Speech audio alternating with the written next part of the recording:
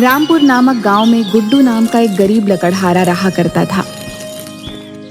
पूरे गांव में घर घर लकड़ियां पहुंचाया करता था और उसी से जो भी पैसे मिलते अपनी बीमार माँ और अपना गुजर बसर किया करता था। एक दिन गुड्डू जंगल से कुछ लकड़ियां लेकर गांव के एक आदमी के घर जाता है।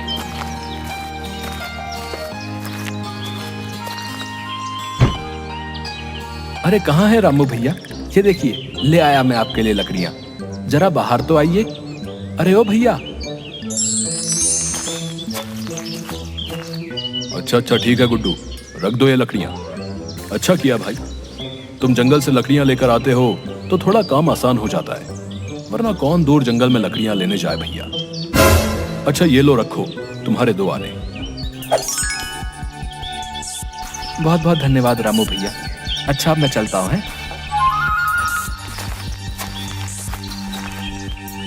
जिसके बाद गुड्डू फिर से कुछ लकड़ियां लेकर गांव के एक दूसरे घर जाता है। अरे कहाँ हो बबली दीदी? देखो बाहर आओ, ले आया मैं आपके लिए लकड़ियां।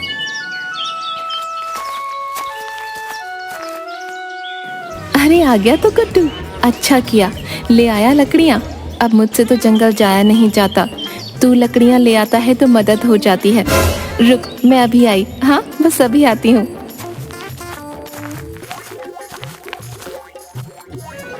कितने चावल दूं? ऐसा करती हूँ कि इतना ही दे देती हूँ। हाँ थोड़ा कर लेती हूँ। वैसे भी लकड़ियां कौन सी ज्यादा लाया है, जितना काम उतना दाम।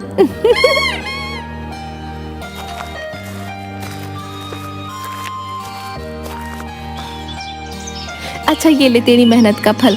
मेरे पास पैसे तो नहीं है जो तुझे दे पाऊं, तो ये चावल की पोटली ही रख ले। हाँ ठीक है बबली दीदी, तुम कहती हो तो मैं ये चावल की पोटली ही लिए जाता हूँ। आज इन्हें ही पकाकर माँ को खिला दूंगा। अच्छा अब मैं चलता हूँ।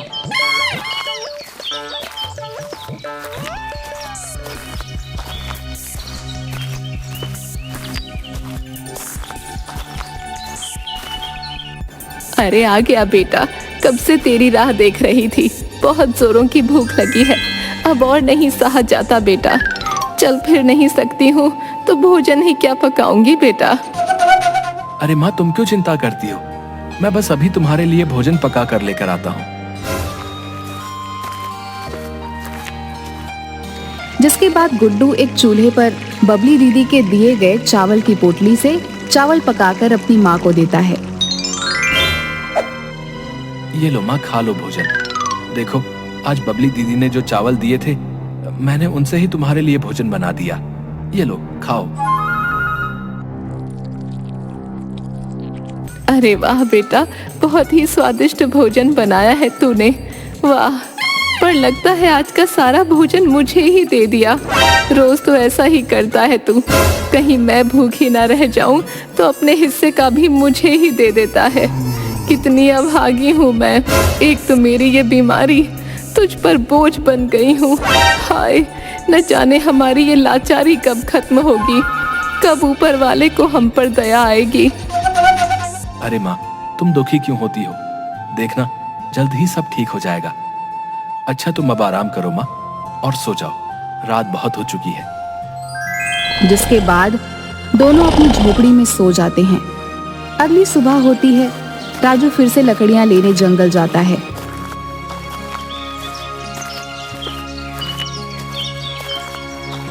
और जब थका हारा अपनी झोपड़ी में आता है तो देखता है कि उसकी माँ जोर जोर से चिल्ला रही होती है और गांव के कुछ लोग उसके पास खड़े होते हैं। हाय, इतना पेट दर्द हो रहा है और बहुत दर्द हो रहा है। लगता है अब मैं और नहीं जी पाऊंगी, बस अब और नहीं सहा जाता। हाय, न जाने क्या भाग्य पाया है मुझ अभागी ने भी। बेचारी निर्मला काकी अपनी बीमारी के कारण बहुत दुख सहती है, न जाने कब ऊपर वाला इसकी सुनेगा। अरे माँ तुम दुखी मत हो, मैं बस अभी वैद्य जी से तुम्हारे लिए दवा लेकर आता हूँ, फिर तुम जल्दी ठीक हो जाओगी। हाँ बस अभी आया।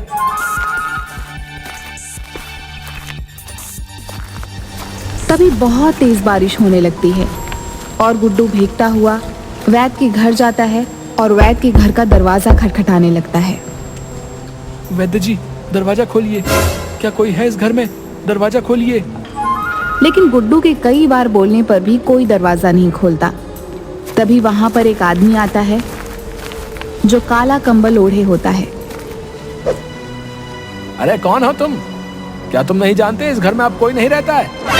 वैद्य जी का तो पिछले मास ही स्वर्गवास हो गया है। जाओ यहाँ से, कोई नहीं रहता यहाँ इस घर में। अरे लेकिन मुझे वैद्य जी से अपनी माँ के लिए दवा लेनी थी। मेरी माँ की तबीयत ठीक नहीं है। अब आखिर मैं कहाँ जाऊंगा? पूरे गांव में वही एक वैद्य जी थे, अब वो भी नहीं रहे तो भला अब मैं माँ के लिए दवा कहाँ से लाऊं? मेरी माँ की तबीयत तो बिल्कुल भी ठीक नहीं है। ओह अच्छा, तो यह बात है। चलो तुम मेरे साथ चलो। यहाँ से कुछ दूरी पर एक साधु बाबा रहते हैं, वो जरूर तुम्हारी कोई मदद कर सकते हैं। चलो मेरे साथ।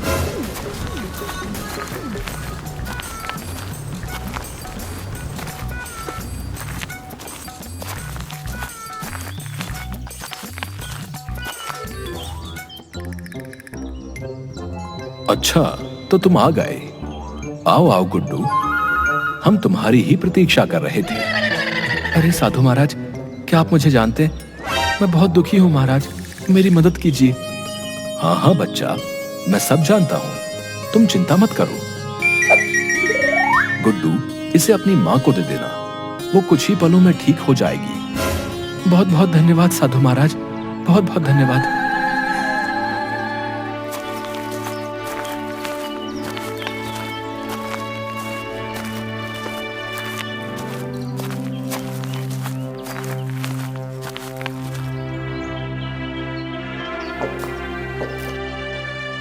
गुड्डू की माँ बिल्कुल ठीक हो जाती है। अरे वाह माँ, तुम बिल्कुल ठीक हो गई। वाकई साधु बाबा की दी हुई जड़ी बूटी ने अपना काम कर दिया माँ। हाँ बेटा, ये देख, अब मैं बिल्कुल ठीक हो गई हूँ। अब तो मेरा पेट भी दर्द नहीं कर रहा है। हाँ, और ये क्या, अब तो मैं चल फिर भी सकती हूँ। वाह वाह, वाकई तेरी मुझे ये दी गई जड़ी बूटी तो चमत्कारी है बेटा, चमत्कारी। हाँ हाँ माँ, तुम सही कहती हो। साधु बाबा कोई साधारण नहीं बल्कि बहुत ही शक्तिशाली बाबा है। मैं फिर से उनके पास उनका धन्यवाद करने अवश्य ही जाऊंगा। उनकी दी गई जड़ी बूटी से तुम ठीक हो गई माँ। अगली सुबह गुड्डू फिर से साधु के पास जाता है, जहाँ साधु अपनी ध्यान मुद्रा में बैठा होता है। साधु बाबा, आंखें खोलिए साधु बाबा। सच में बाबा, आपकी दी गई जड़ी बूटी कमाल कर गई। मेरी माँ ठीक हो गई बाबा, आपका बहुत बहुत धन्यवाद। साधु बाबा जोर जोर से हंसने लगता है। ये तो होना ही था। हमारी दी कोई भी चीज अपना असर ना करे, ये हो नहीं सकता। अपनी कई वर्षों की तपस्या से हमने परम ज्ञान प्राप्त किया है, लेकिन इसके बावजूद भी कई दिनों से हम बहुत दुखी हैं। ये आप क्या बोल रहे हैं बाबा? आप और दुखी? आखिर क्यों? क्या बात है जो आपको दुखी कर रही है? बताओ मुझे। अपनी आराधना समाप्त करने के बाद मैं यहाँ से थोड़ी दूर अपनी झोपड़ी में रहता हूँ, जिसमें मैं जाकर विश्राम करता हूँ। लेकिन कल रात आए तूफान की वजह से मेरी झोपड़ी तहस नहस हो गई और अब मेरे पास कोई ऐसा स्थान नहीं जहां मैं विश्राम कर सकूं। इस जंगल में आधी रात को जंगली जानवर आया करते हैं। मुझे भय है यहाँ इस स्थान पर अकेला देखकर वो मुझे अपना भोजन न बना लें। अरे अच्छा, तो ये बात है। आप चिंता मत कीजिए, मैं एक लकड़हारा हूं। आपकी समस्या का उपाय है मेरे पास। चलिए, आप मुझे अपनी टूटी हुई झोपड़ी के पास ले चलिए।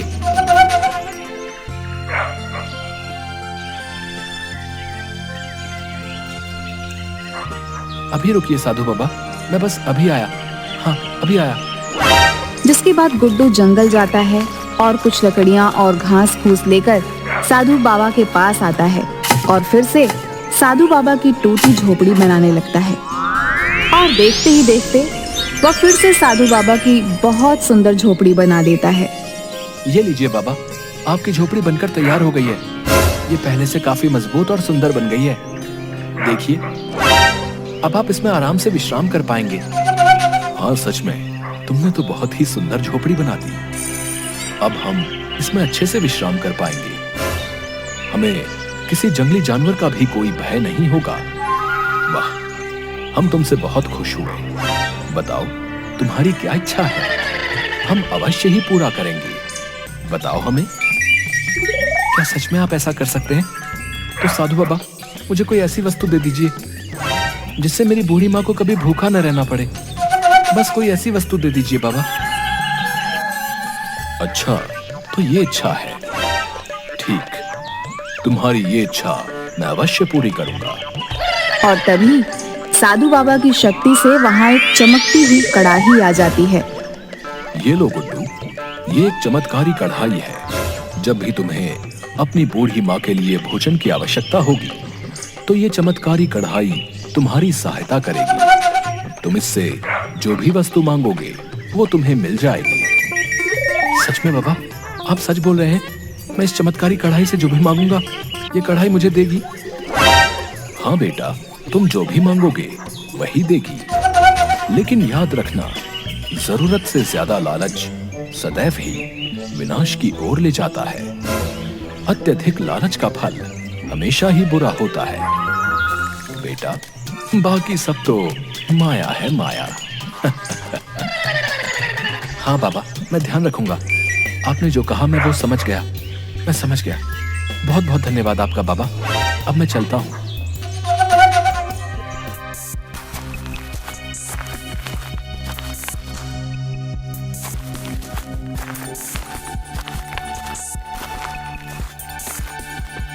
तभी उसकी बूढ़ी माँ कहती है, अरे आ गया तू बेटा, कब से तेरी राह देख रही थी। आज तो घर में एक भी अनाज का दाना नहीं है। अरे लेकिन तेरे हाथ में ये कढ़ाई कहाँ से आई? बता, क्यों लेकर आया है तू ये? अरे माँ, आहिस्ता बोलो। आजकल तो दीवार के भी कान होते हैं। ये कोई मामूली कढ़ाई नहीं है, बल्कि चमत्कारी है। साधु बाबा ने दी है। रुको अभी। चमत्कारी कढ़ाई, मुझे खूब सारा भोजन चाहिए जिससे मेरा और मेरी माँ का पेट भर जाए। जल्दी से मुझे खूब सारा भोजन दे दो, खूब सारा। अरे वाह बेटा, तू तो बिल्कुल सच बोल रहा था। ये तो सच में चमत्कारी कढ़ाई है। हाँ, अरे वाह वाह, कितना सारा भोजन। हाँ माँ, देखो कितना सारा भोजन आ गया है। वाह, चलो अब भोजन करते हैं। अब से गुड्डू और उसकी माँ को जब भी भोजन चाहिए होता था तब वह उस चमत्कारी कढ़ाई से मांगते और रोज बड़े चाव से भोजन करते। लेकिन फिर एक दिन गुड्डू की पड़ोसन बबली गुड्डू के घर आती है और गुड्डू की माँ को आवाज देती, अरे कहाँ हो निर्मला काकी, तनिक बाहर तो आओ जरा। अरे ओ काकी, देखो तो जरा, बबली आई है। आओ ना, बाहर आओ। अरे आओ आओ बबली बेटी, कैसे आना हुआ? आज बड़े दिन बाद आई हो। सब ठीक तो है? अरे हाँ काकी, सब ठीक है। क्या बताऊँ काकी, बड़ी ही दुखी हूँ। अब तुम तो जानती ही हो, कई दिनों से मेरी बोई फसल खराब हो रही है, तो घर में अनाज का एक भी दाना नहीं है। तो तनिक अगर थोड़े से चावल मिल जाते तो अच्छा होता काकी। आज भूखा नहीं सोना पड़ेगा। बबली की ऐसी बातें सुनकर गुड्डू की माँ को बबली पर दया आ जाती है। अच्छा अच्छा, ठीक है, तुम यहीं रुको, मैं अभी तुम्हारे लिए चावल लेकर आती हूँ। अरे ओ चमत्कारी कढ़ाई, मुझे खूब सारे चावल चाहिए। अरे बाबा, ये क्या, इतने सारे चावल, वो भी इस मामूली सी कढ़ाई से? दैया रे दैया, वाह वाह, अब तो मुझे कढ़ाई चाहिए। हाँ, कितना अच्छा होगा अगर ये चमत्कारी कढ़ाई मेरे पास आ जाएगी। इससे अपनी हर इच्छा पूरी करूंगी। हाँ।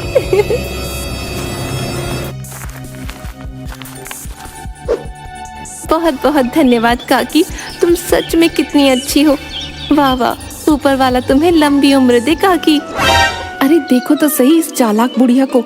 देखो तो पूरी की पूरी चमत्कारी कढ़ाई लेकर बैठी हुई है और मुझे दिए ये कुछ चावल के दाने, जिन्हें लेकर बबली अपने घर चली जाती है। थोड़ी देर बाद बबली चुपके से फिर से आती है और चुपके से रसोई में आती है जहां वह चमत्कारी कढ़ाई रखी होती है। तुझे पाकर तो मुझे सब कुछ मिल जाएगा। हाँ। अच्छा इससे पहले मुझे वो बुढ़िया देख ले, मुझे ये चमत्कारी कढ़ाई ले जानी होगी।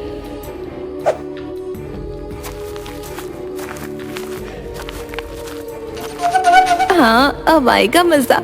अब मैं इस चमत्कारी कढ़ाई से अपनी हर इच्छा पूरी करूंगी। हाँ लेकिन अभी तो मुझे बहुत जोरों की भूख लगी है। हाँ अरे अरे, वो चमत्कारी कढ़ाई, मुझे खूब सारा मजेदार और स्वादिष्ट भोजन चाहिए। हाँ खूब सारा। अरे वाह, कितना सारा भोजन! वाकई तो सच में चमत्कारी कढ़ाई है। हाँ अरे वाह वाह, बड़ा ही मजेदार और स्वादिष्ट भोजन है। खाकर मजा ही आ गया। वाह वाह, क्या चमत्कारी कढ़ाई हाथ आई है। क्यों ना मैं इससे और भी कुछ मांगू। हाँ मांग के देखो। हाँ और भी कुछ मांगती हूँ। अरे ओ चमत्कारी कढ़ाई, जरा मुझे कुछ चांदी के सिक्के चाहिए, क्या तुम दे पाओगी? बस कुछ ही दे दो, मुझे चांदी के सिक्के दे दो। हाँ अरे वाह वाह, क्या अद्भुत कढ़ाई है। वाह, अब तो मुझे किसी भी वस्तु की कोई कमी नहीं होगी। हाँ जो भी मुझे चाहिए वो मैं इस कढ़ाई से मांग लूंगी। अभी मांग लूं क्या पता कल ही अपना चमत्कार न दिखा पाए तो? तब तो मेरे हाथ कुछ भी नहीं आएगा। नहीं सुन जादुई कढ़ाई, मेरे ऊपर सोने चांदी हीरे मोती पन्ना रत्न सबकी बारिश करा दे। ऐसी बारिश जो आज तक किसी ने ना देखी हो। इतना धन कि एक गांव क्या, इस पूरी दुनिया को भी मेरे धन का 1/3 कमाने के लिए कई जन्म लेने पड़ जाए। हाँ इतना दे दे बस। अब मुझे इस दुनिया का सबसे अमीर बनने से कोई नहीं रोक सकता, कोई भी नहीं। इतना बोलते ही कढ़ाई में से सोने और चांदी की बारिश होने लगती है और देखते ही देखते खूब सारा सोना चांदी गिरने लगता है और उस पर भारी भारी सोने चांदी की चीजें गिरने लगती हैं। लगातार भारी चीजों से बबली पे चोट लगने लगती है। तभी गाय भैंसों की आवाज सुन वो बाहर आती है। जैसे ही बबली घर के बाहर जाती है तो उसके तबेले में आग लग चुकी होती है और उसकी गाय भैंसें इधर उधर भाग रही होती हैं। तभी पूरे तबेले में आग लग जाती है और जैसे ही वो कुछ सोचती है, इतने में उसका सारा घर जलकर राख हो जाता है। अरे अरे, ये क्या हुआ? हाय, ये आग कैसे लग गई? अरे ये क्या हो गया? अरे मेरा धन अरे ये क्या हो गया? मेरा सारा धन और वो चमत्कारी कढ़ाई इस आग में जलकर खाक हो गई। लगता है ये सब मेरे लालच की वजह से हुआ है। मुझे वो चमत्कारी कढ़ाई निर्मला काकी की झोपड़ी से चोरी ही नहीं करनी चाहिए थी। मुझे जाना होगा निर्मला काकी के पास, माफी मांगनी होगी। हाँ जाना होगा। अरे ये कैसे संभव है? ये चमत्कारी कढ़ाई तो आग में जलकर राख हो गई थी, फिर ये यहाँ कैसे? मेरी तो कुछ समझ नहीं आ रहा।